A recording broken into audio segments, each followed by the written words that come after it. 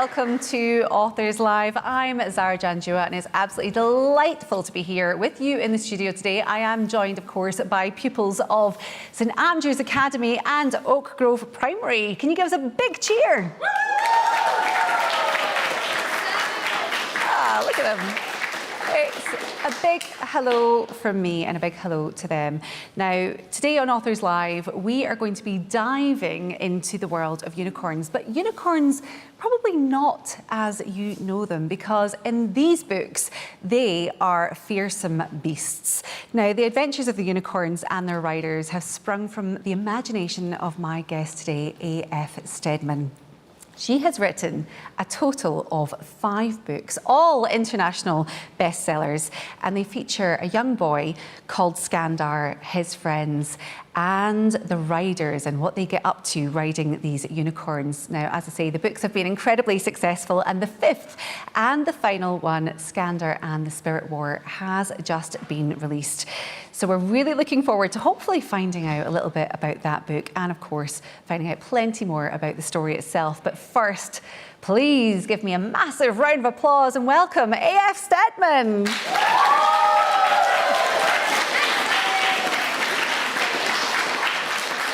Now, I know that I certainly have plenty of questions for A.F. Steadman, or Annabelle, as we'll be referring to her today. And we do certainly hope that you do too. So we'd love for you to get in touch with any questions that you might have. You can get in touch on X using the hashtag BBC Authors Live and ask anything at all. Perhaps it's about the process of writing. Maybe it's very specific about Skandar. Maybe it's about the books themselves or the world that she's created. Get in touch and put your questions to her live. But first, I do think it's time that we had a little bit of a chat. Annabelle, a very warm welcome. Thanks for being here. Thank you. Now, 5 books, my goodness, they all sit within the fantasy genre. Was that a genre, was that a category that you grew up reading? So I read a lot of different kinds of books when I was growing up, because I used to borrow books from libraries. I used to borrow about 10 books a week or something like that from the library. I think they had to give me an adult library card so I could borrow more. Oh, yeah, because 10 is a lot. Yeah. You don't usually get that many. But it was fantasy books that I always kind of preferred, because I love that escapism that they have. And were there certain books that you read a lot of? So I really, really loved his Dark Materials by Philip Pullman. I loved that kind of the bond between the person and their creature that kind of reflects them.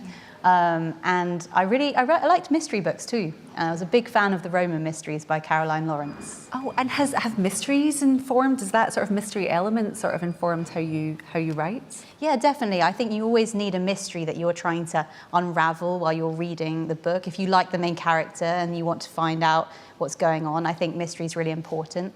And those books have 4 main characters as well, like mine.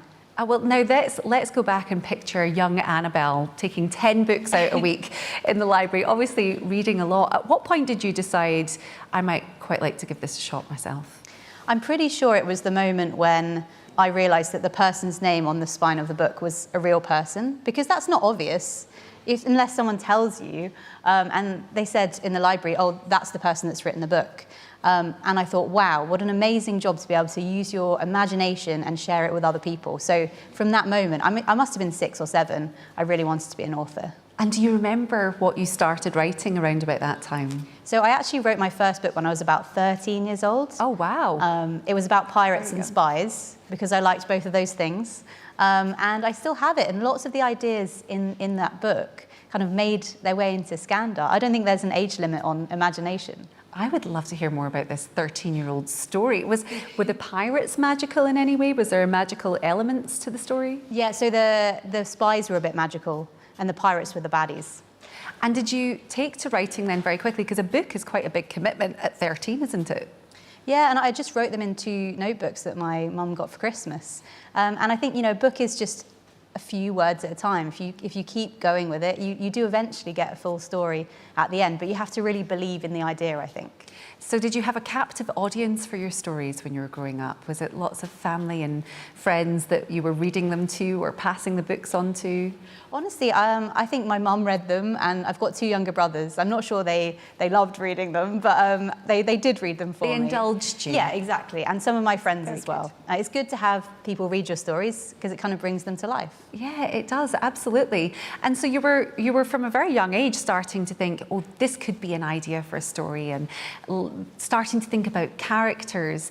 How did then you come up with the idea for your very first book, which was Skandar and the Unicorn Thief? So I was supposed to be doing my law exams. I was supposed to be revising. And instead of doing that, I was walking down the road one day, and I have a very visual imagination. It's a bit like a film playing in my head. And so one day I walked along and I saw this image come into my mind of a boy riding a unicorn. And I was kind of like, a unicorn, really? Because they weren't my favorite growing up. But then I thought, what if I could make this unicorn a bit more bloodthirsty, a bit more ferocious, like the kind I'd want to read about? And I got really kind of excited about this idea, and I started writing lists of the names for the unicorns. But it wasn't until kind of 4 years later that I actually sat down to write the story. Isn't it funny that ideas can come in at the worst possible times when you should be studying? I'm sure some of us can relate to that, and you think, oh goodness, there's a distraction here, there's something I want to work on. So it took you 4 years to think on this idea, and then you sat down to write it. Give us a bit of an idea, a bit of a flavour in terms of the setup of the world you've created. So the world of Skandar, it's set basically in our world with one major difference, and that is that unicorns are real and they're bloodthirsty. So obviously everyone was panicking a lot when that happened, because they were worried about this island of unicorns coming over to attack everyone. And so they thought, okay, we need some way to tame these unicorns. And that's where the riders come in. And at 13, you get to find out whether or not you are destined for a unicorn on the island. And if you are, then you're going to go to the island, learn how to enhance its power, and have an exciting adventure. 13 is an interesting age, isn't it? Because at 13, maybe you're starting to think about, well, what subjects am I really good at? And what might I like to do a bit more of? Because then you're going on to choose, of course, your subjects a little bit later. Was that the reason that you chose that sort of age group? Yeah, and I think at 13, the idea of going to an island and like having an adventure on your own is not too scary. You might want to do that. You might want to meet new people. And I think it is that age where lots of things are changing. And in the books, there's lots of things about friendship, and friendships change a lot when you're growing up. And so I wanted to reflect that in the books, the real life that 13-year-olds and older, because Skandar grows up to 18, what they're doing, and then what you're going through as the reader. Now, I heard that you were actually a little bit scared of unicorns when you were younger. Is that true? I mean, I don't think I was necessarily scared of them, but I just didn't really like them. I was suspicious, yeah, because I didn't understand. You have a rhino and it's got a horn on its head, and you keep away from it. You don't want to cuddle it. You don't want to have it kind of as a soft toy. But unicorns, they were everywhere, and people had them on backpacks and like everything. And I said, I don't understand how unicorns have got to this point. How's that happened? They're all sparkly and cute, and so I think that's what fed into the idea of bloodthirsty unicorns. Very interesting. Well, I know that you've been spending a little bit of time in Scotland recently, and now in Scotland, the unicorn is actually our national animal, and it has been for quite some time. I think it's a symbol of an untamed spirit. So does that make you feel a little bit more at home here? Yeah, I really do feel at home, and I've seen unicorns everywhere, so it's very, very lovely, and it reminds me of Skandar all over the place. Oh, great. Lovely. Well, look, if you have any questions, this is just a reminder that we would love to hear from you. So if you do have any questions that you would like to put to Annabelle, then please do get in touch. You can send them in to us on X using the hashtag BBC Authors Live. All that contact info should be on the screen for you now. Now, Annabelle, we would love for you to take us into the world a little bit more of Skandar, and you're going to do your first reading. You've got 2 readings for us today, but this is the very first one that you're going to do for us.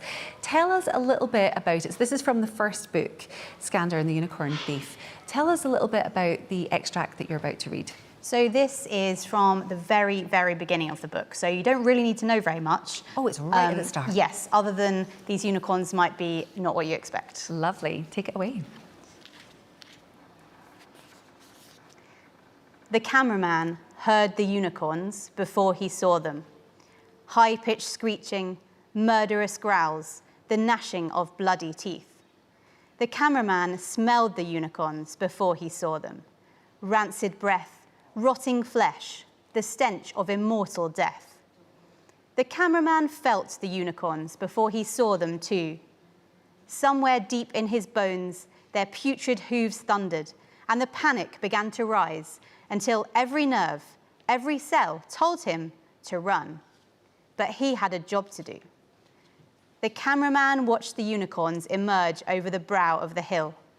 8 of them, malevolent ghouls galloping across the grassland, skeletal wings unfurling, taking flight. Like the eye of a shadowy storm, black smoke swirled around them, thunder rumbled in their wake, and bolts of lightning hit the earth far below their fearsome feet. 8 ghostly horns sliced through the air as the monsters howled their war cry. The villagers began to scream. Some tried to run, but it was far, far too late for that. The cameraman was standing in the village square when the first unicorn landed. It snorted sparks and pawed the ground, havoc and mayhem in every rattling breath. The cameraman kept filming, despite his shaking hands. He had a job to do. The unicorn lowered its giant head, the razor-sharp horn pointing directly at the lens. Its bloodshot eyes met the cameraman's, and he saw in them only destruction. There was no hope for this village now, no hope for him.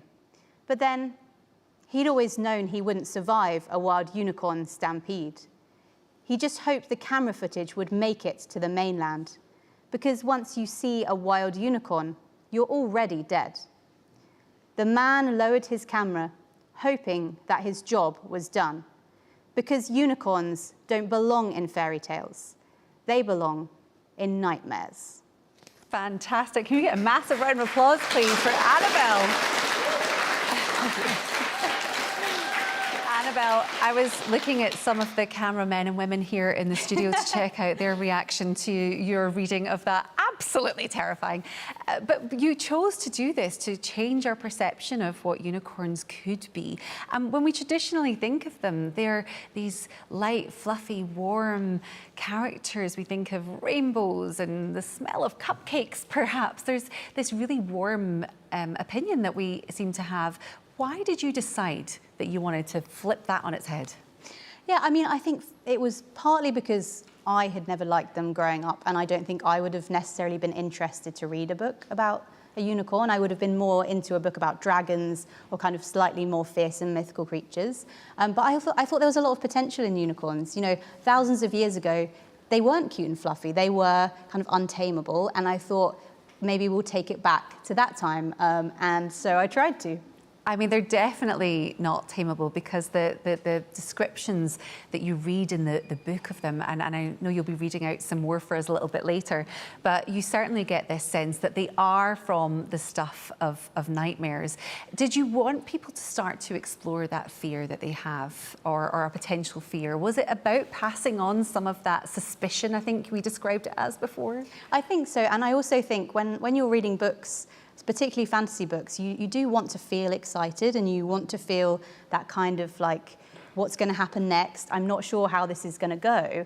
And so even from the very beginning, if you're expecting cute unicorns, if you come in here today and that's what you were expecting, I've surprised you already, hopefully.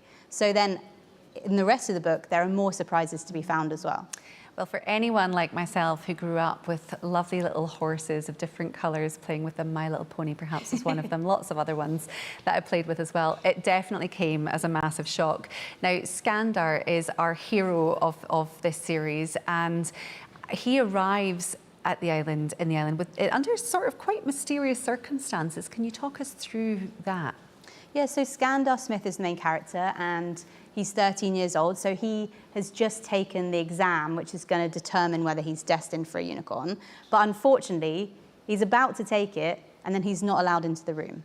And he doesn't understand why, and it's his dream to become a unicorn rider, but he's not allowed to. And instead, someone turns up at his door and brings a unicorn to take him to the island secretly. And he doesn't find out why that is for a little while, but it's all very mysterious. And Skandar is quite lonely, really, isn't he, at the beginning of this? He doesn't have a lot of friends. He's not really found his tribe, I guess. Yeah. But he does go on to meet some, doesn't he? And his friendships in this are crucial to this adventure. So can you talk to us about Mitch and Bobby, Roberta and Flo, of course? Yeah, so on the island, riders live in quartets. So they live 4 people in one treehouse, 4 unicorn riders. So Skandar is with Mitchell, Bobby, and Flo. And they're all very different kinds of people. Flo is very calm, she's very welcoming.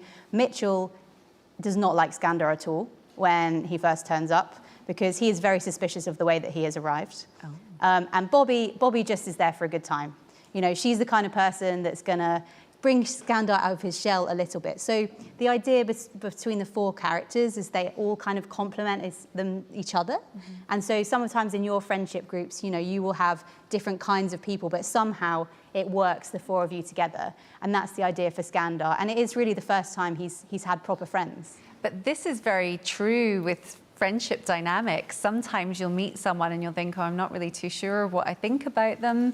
Yeah. Or maybe you might think you don't even like somebody until you get to know them and you spend time with them.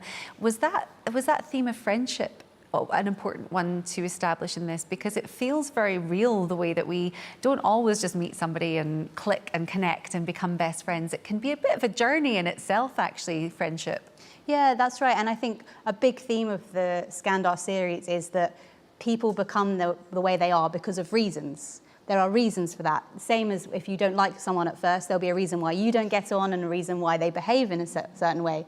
And in the villains of the series as well, you find out why they become the way they are. And I think that's important, because the more we try and understand people and learn those things, I think the more we can get on and swap ideas and kind of make those friendships. Now let's talk about the island as well, because of course they're arriving from the mainland, from the UK, where we all are. Yep. And there are certainly 2 worlds in this. You're so creative in how you have approached it all, and it would be lovely to hear you talk through the existence and the creation of this island.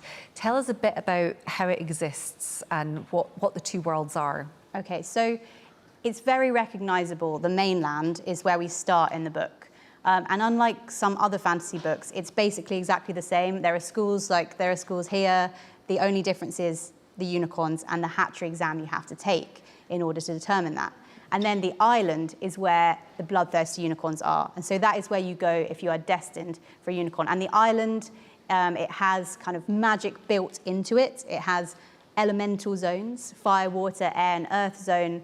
And so it's the kind of place where you can discover lots of new kinds of magic and also many wild unicorns. Now, what's fabulous as well is in creating this world, we do have a map. So let's take a look at the map of the island that you have created. Now, it's a very, very important place, of course, for Skandar, for all the riders. Can you talk to us a bit about some of the important places for them on the map and sort of the significance of them?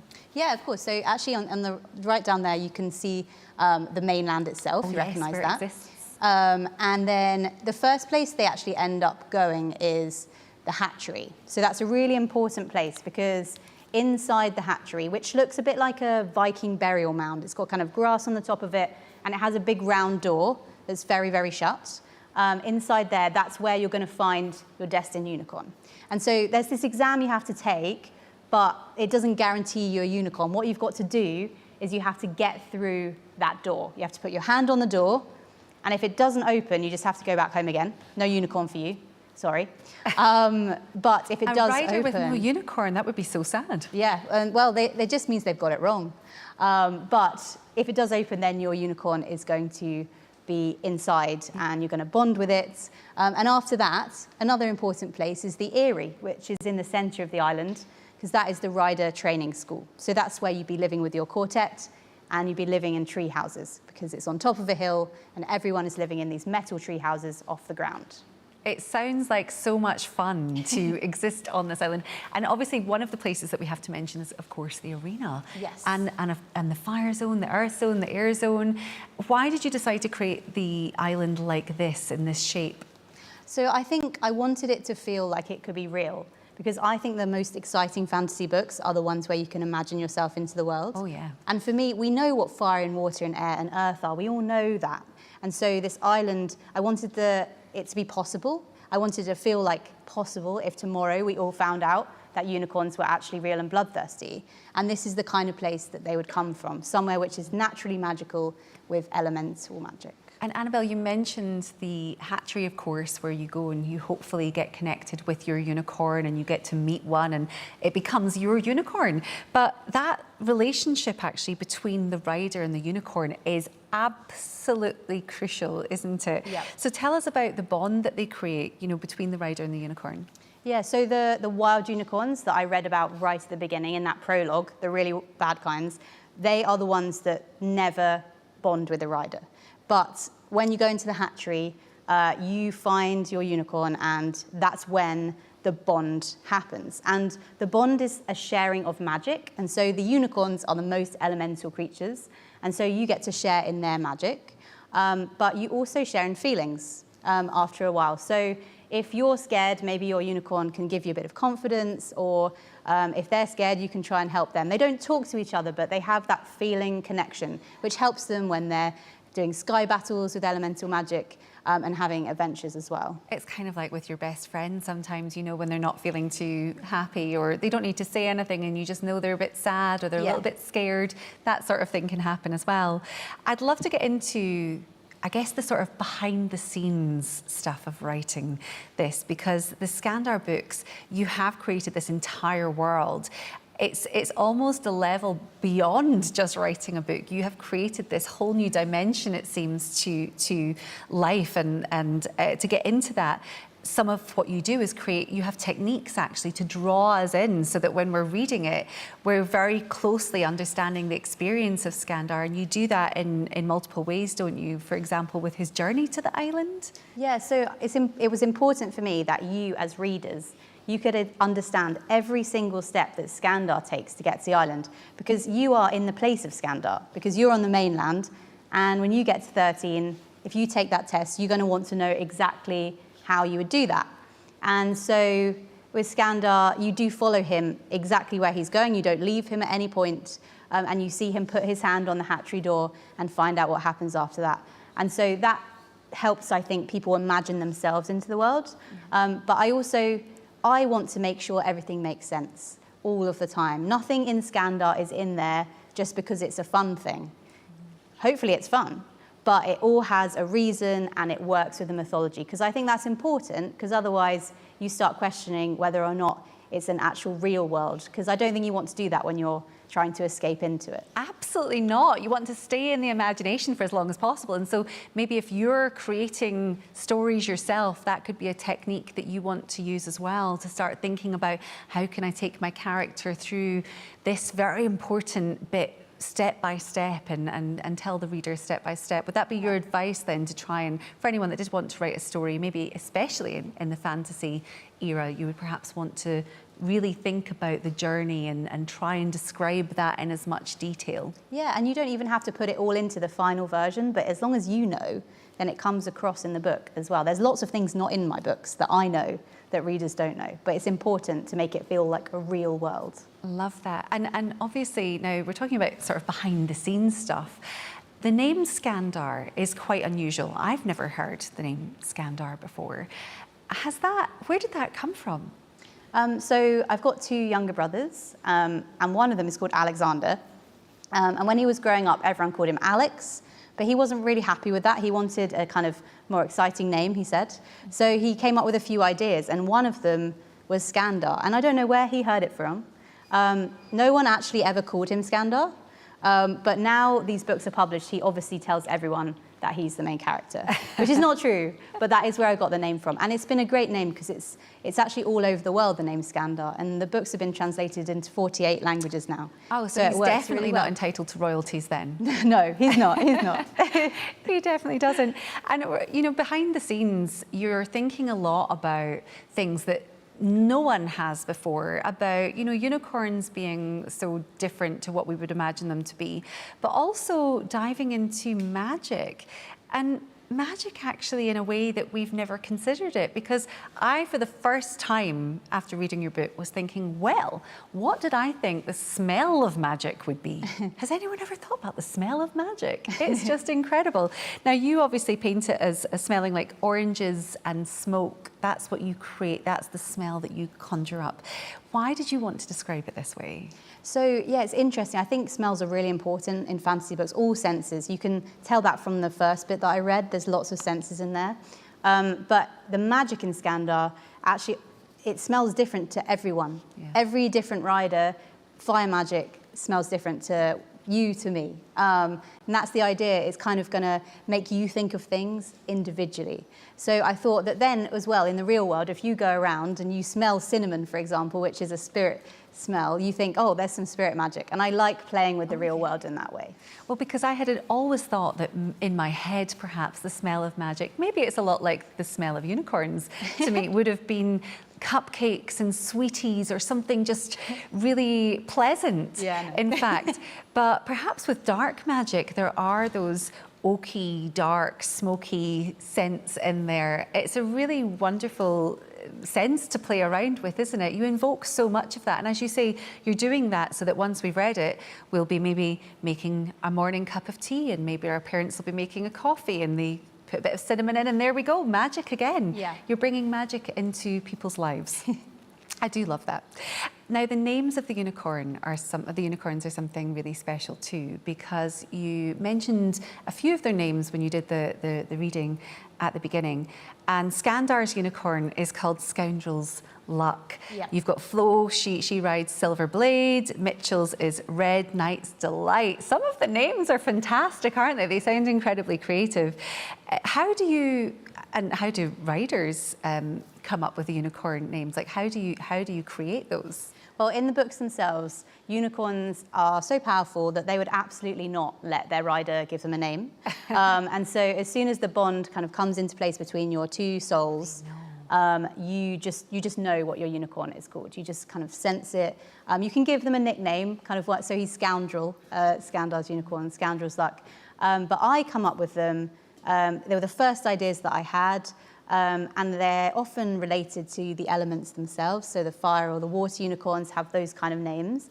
But also I go into schools as well, and I get ideas from people from schools. And so lots of the names of unicorns in the series have actually come from schools all over the place. Well, I have been lucky enough in the past to go to things like the Grand National and to watch a little bit of horse racing. And I noticed they always have really fun, quite unusual names. Was that an inspiration to you? Yeah, I guess so. And also, you know, if you've got a dog, sometimes they have a very fancy name, or a cat, they kind of, you know, that kind of idea that where, you know, they have this kind of show name, I suppose. I love the idea of a show name. It's not just like having a cat called Bob, Scoundrel's Luck. You might want to consider that for your next cat, wouldn't you? Now, how can readers come up with their own names as well?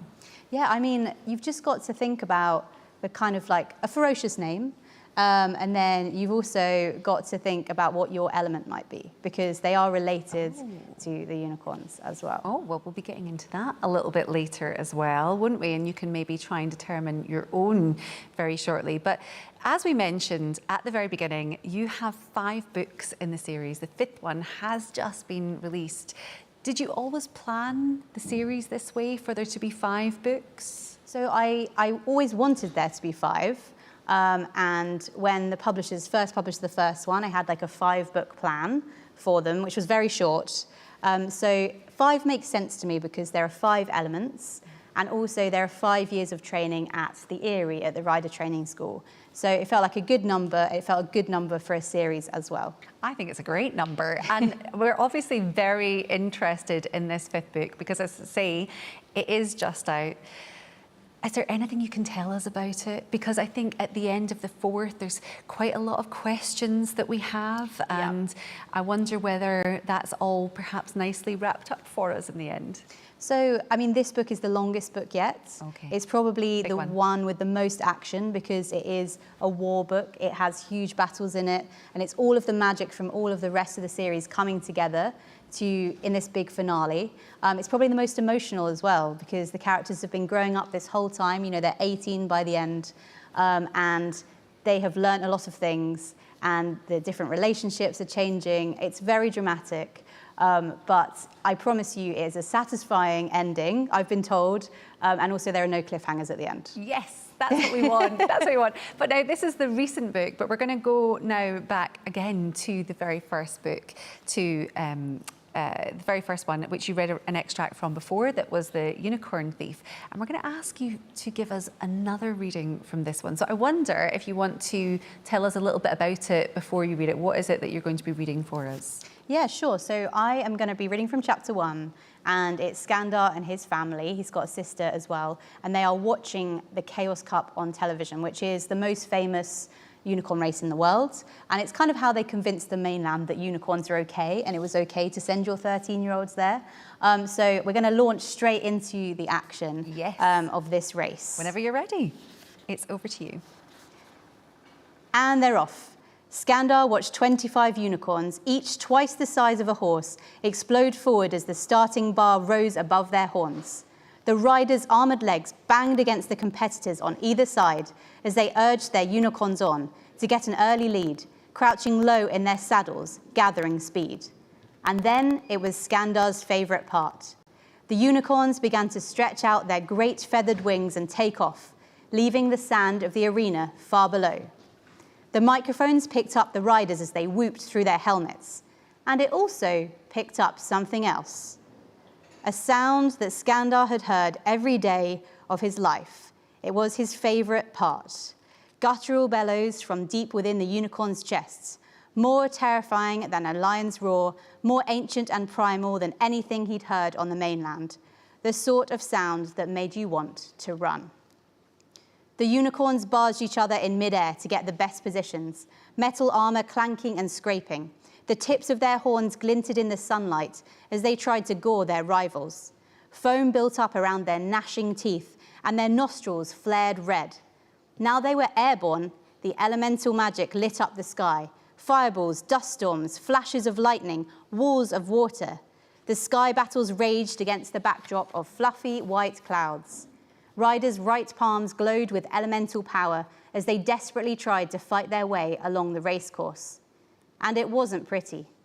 The unicorns kicked out at each other, tore flesh from each other's flanks with their teeth, and blasted their competitors at close range.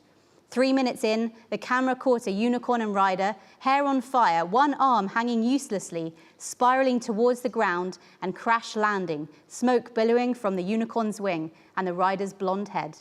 The commentator groaned. That's Hilary Winters and Sharp-Edged Liddy out of the Chaos Cup this year. Looks like a broken arm, some nasty burns, and an injury to Lily's wing.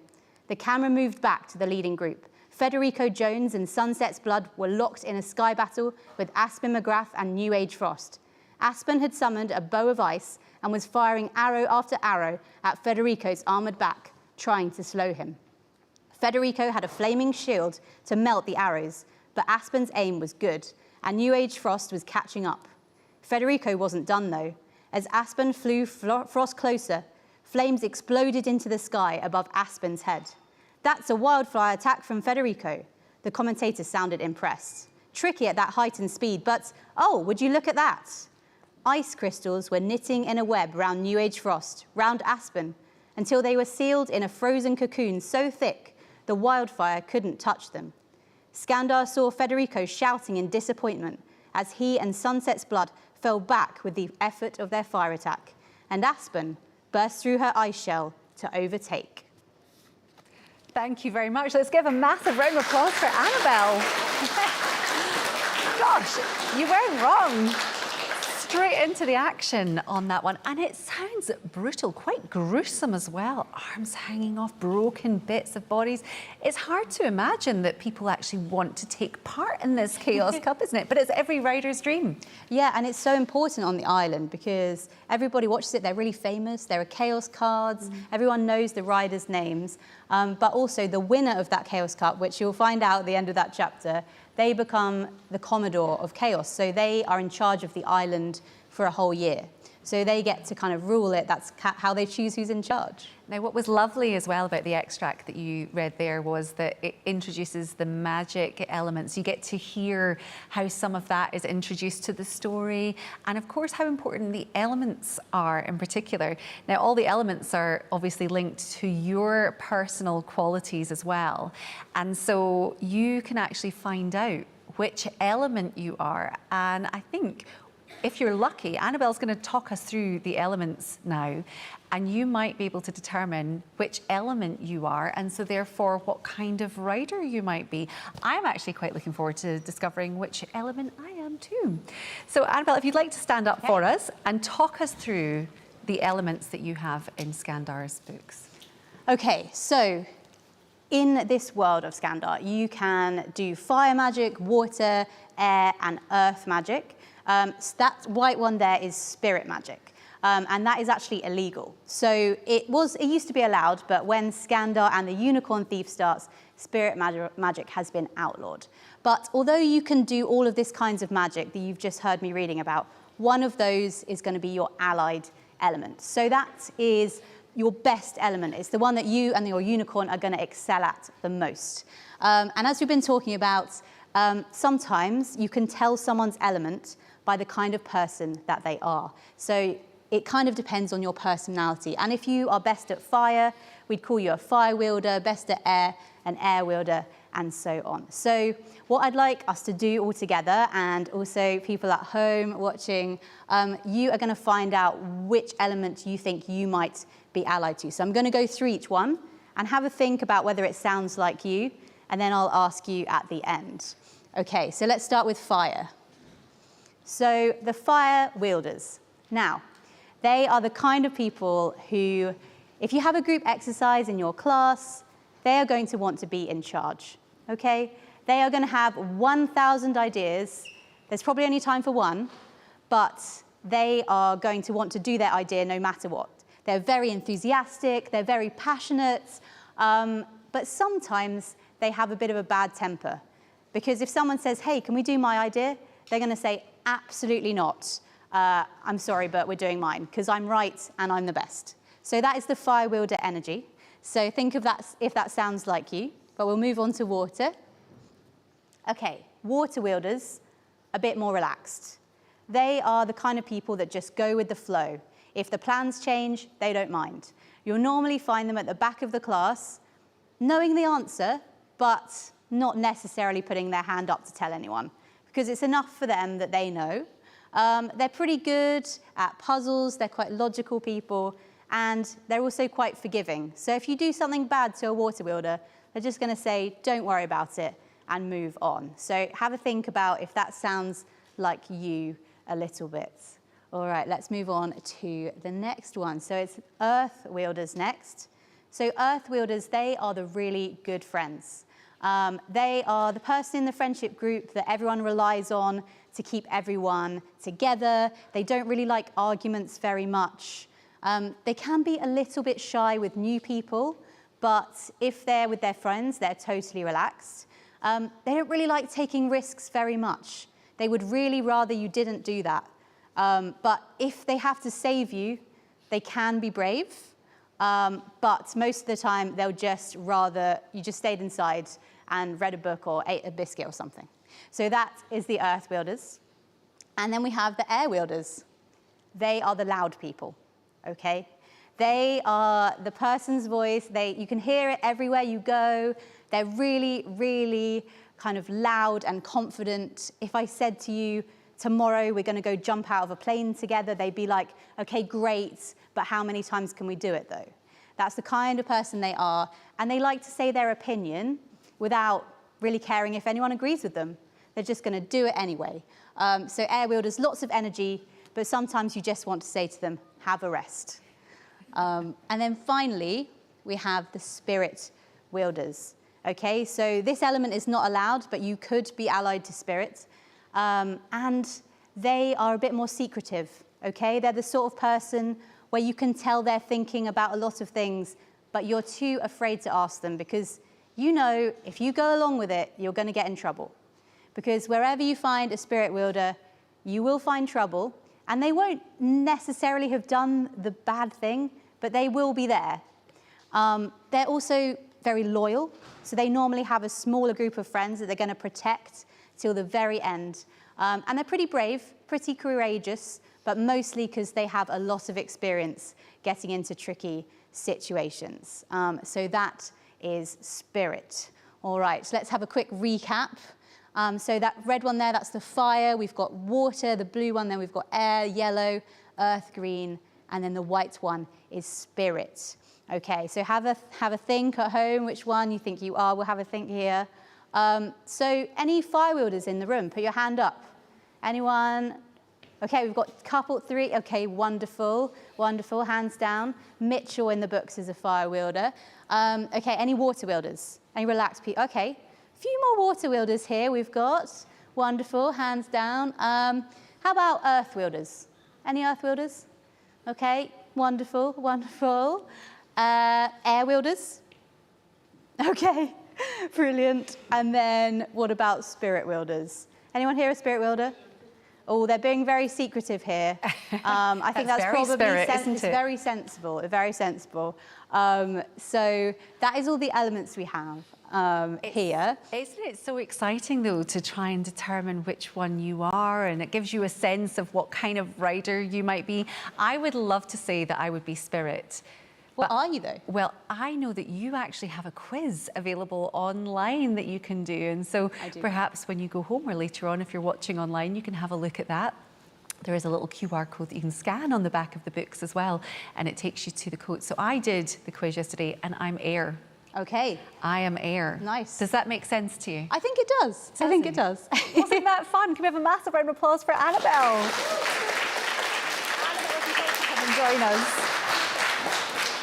Come back and join us. Oh yes, so we've got names as well, don't we?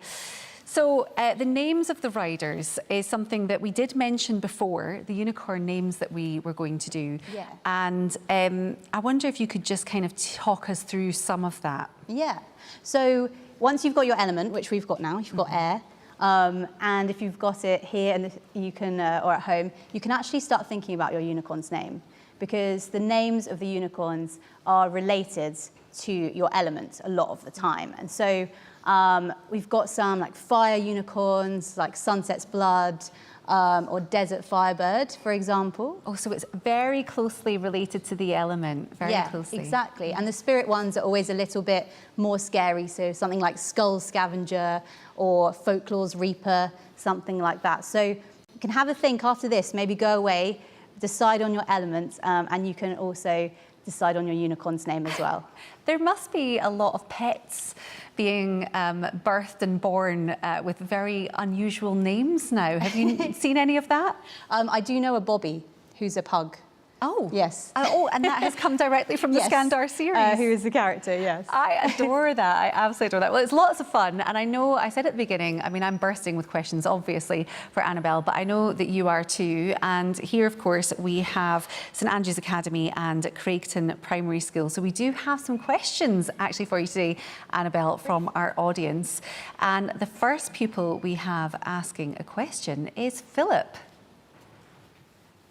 Do you enjoy reading your own books even though you already know what they are about?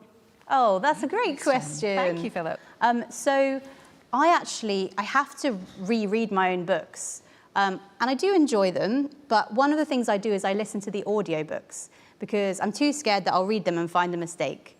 But if I can listen to someone else reading them to me, then I really enjoy that. And the audiobooks for Scandar are really great, and David Dawson does amazing voices. And so that's sort of how I read my books again. Oh, I love that. Hearing them, potentially not so much, but yeah. It is lovely actually being told a story though, isn't it? I think I always enjoy being told stories. I'll never not enjoy telling them. And you read so beautifully, so I know that you could also do a lot of readings when you are at book signings as well, don't you? Yes. You'll be doing lots of them, so you do get the chance to read them again and again.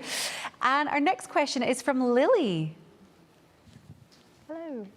Which other authors inspired you? That's a great question. So I really love Cressida the Cow, and Philip Pullman as well inspired me. And I'm also a big fan of the Aragon series, which is by Christopher Paolini, and that's about dragons.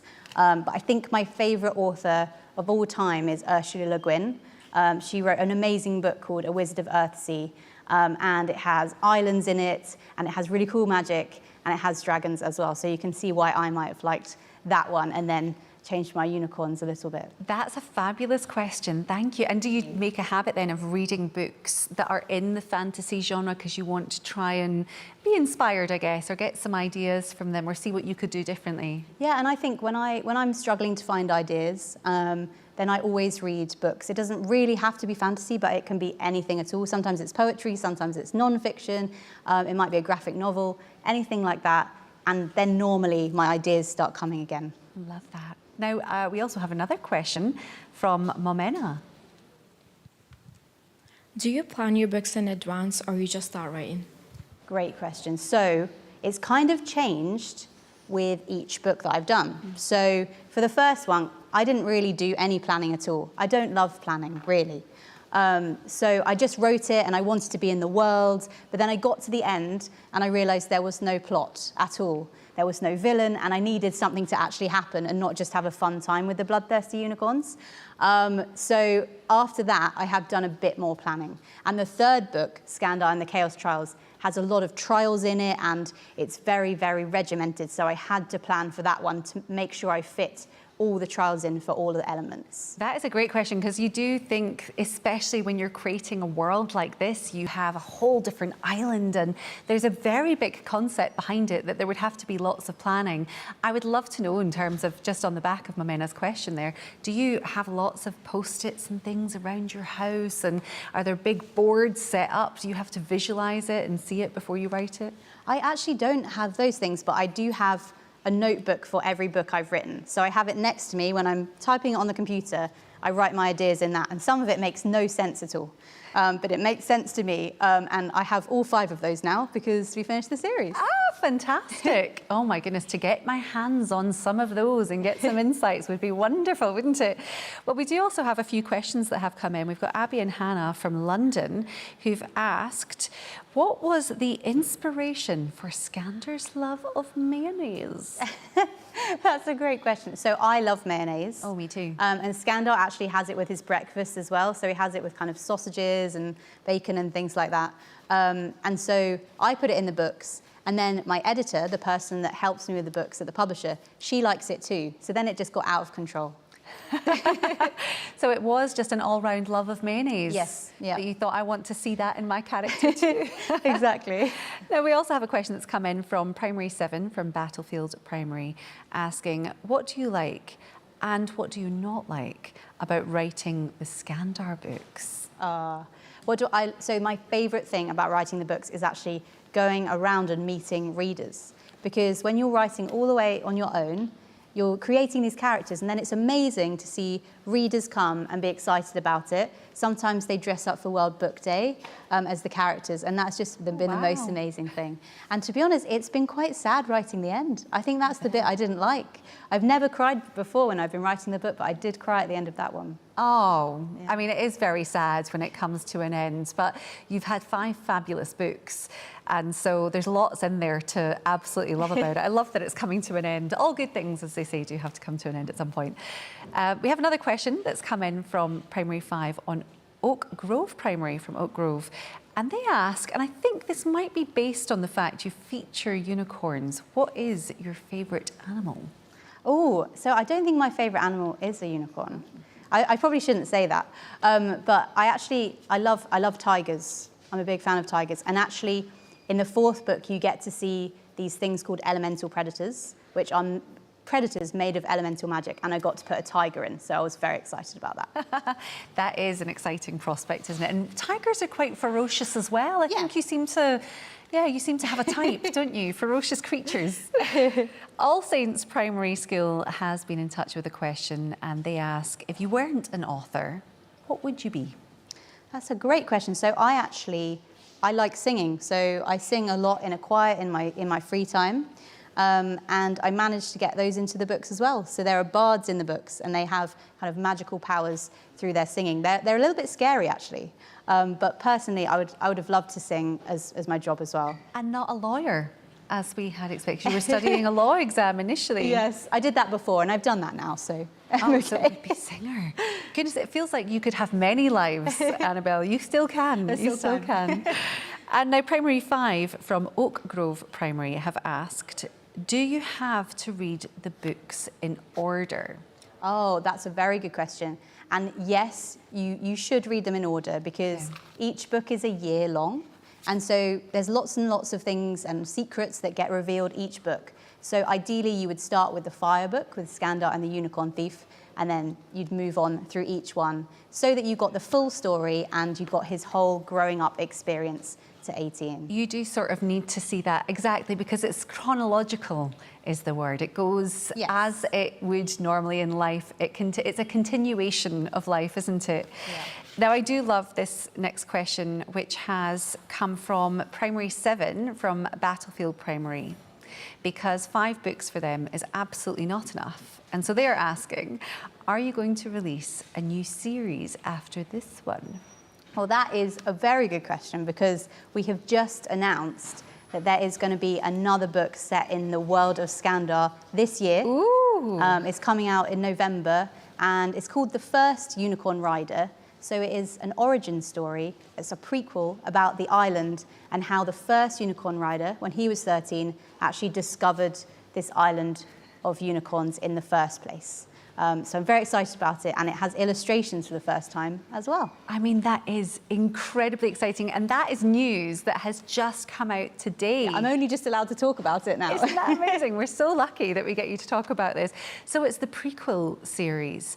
And so if you're asking if you have to read the books in order, and then I would suggest read them in order and get them in soon because there's a whole other potential series. Is it just the initial book at the moment, or will there be...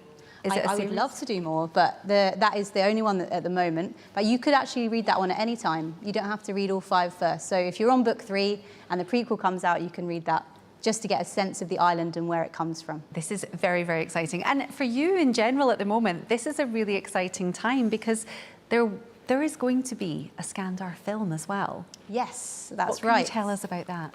So Sony Pictures are making Skandar and the Unicorn Thief, the book that I've been reading from, into a film. It's going to be a live action film, so real people playing the characters, and then with CGI unicorns, unless we find any first.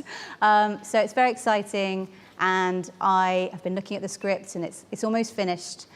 So I'm very, very excited for people to see those unicorns coming to life on the big screen. I am very excited about that, and there could be a whole new audience because you often find with these books, of course, that if people are introduced through the films, of course, they want to go back and read the books as well. So that is an incredibly exciting time.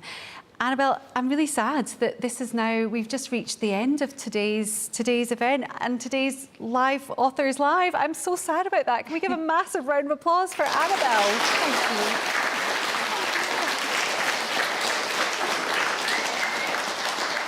I have absolutely enjoyed today. It's been so wonderful, and Authors Live, we can tell you, will be back very, very soon. So do keep an eye on the website for more information on all the next upcoming events that we do have for you. We've lots of great guests coming up. And of course, if you have enjoyed today, then there are lots more past episodes for you to enjoy too. You can check them out on the scottishbooktrust.com/Authors Live website, or of course on the BBC iPlayer. But in the meantime, from myself, from AF Steadman, from the team and everyone here, happy reading, happy writing, and we'll see you very soon. Bye for now.